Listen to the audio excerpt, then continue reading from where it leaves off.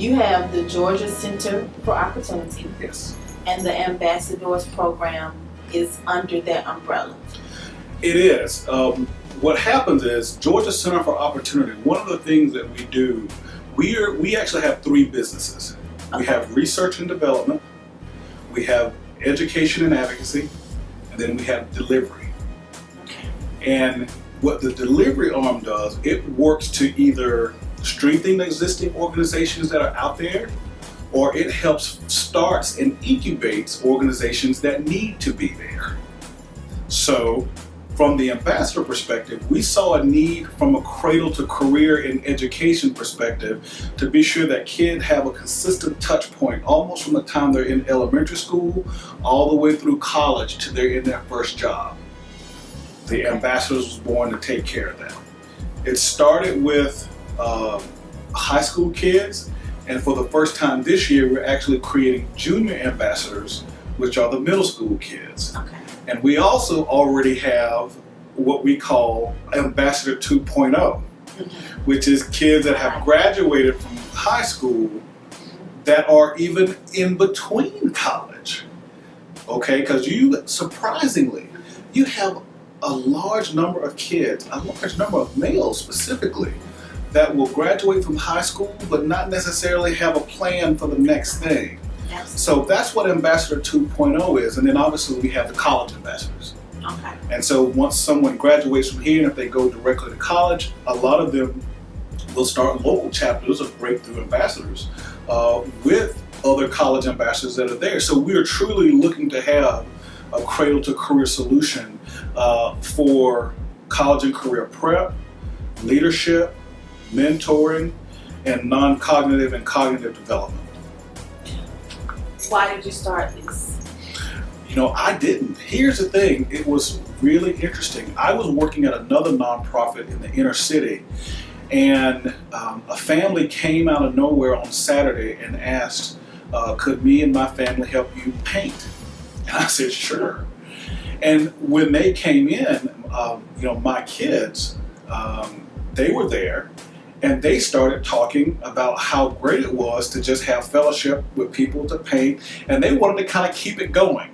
Okay. And so they hung out and they started doing more stuff, and they started learning from each other, and they said, it would be great if we had like a summer camp that we can invite all of our friends to and continue this. So it was probably about 4 years ago now, the Community Ambassador Camp started as just a summer camp that was about fun. They did financial strategy through using games like Monopoly and these other things. They did writing, teaching. So it was a mix of camping and learning.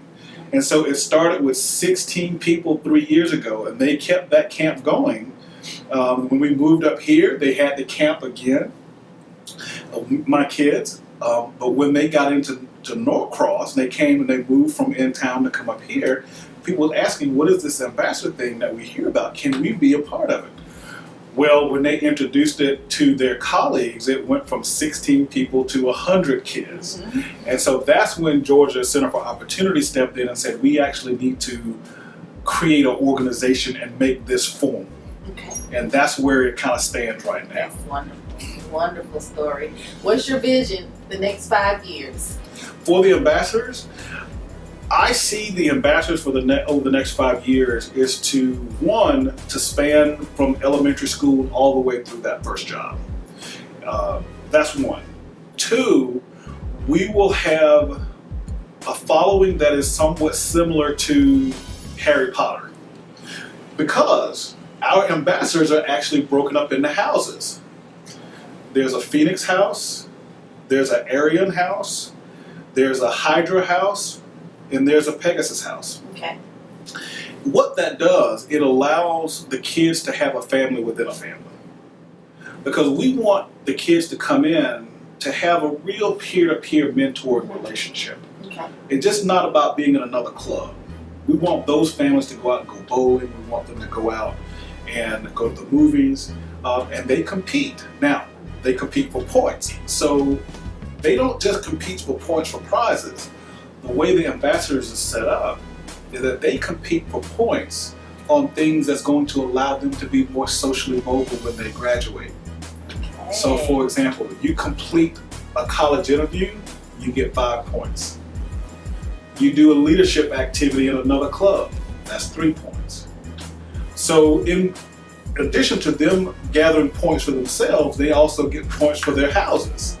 And then obviously at the end of the year, at the big ceremony, there's a house cup that goes to the house that have earned the most points. Now, while they feel like it's a little bit of a game and it's a competition and they love it, those points are based on evidence that we researched that says here are the things that kids need to be doing in order for them to be prepared for later.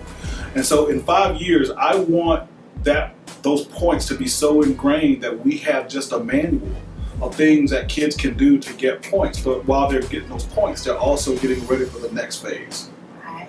Like Boy Scouts. Like the Boy Scouts. Exactly like the Boy Scouts. Right, I see it. I see it. That's wonderful. So how does someone work with you?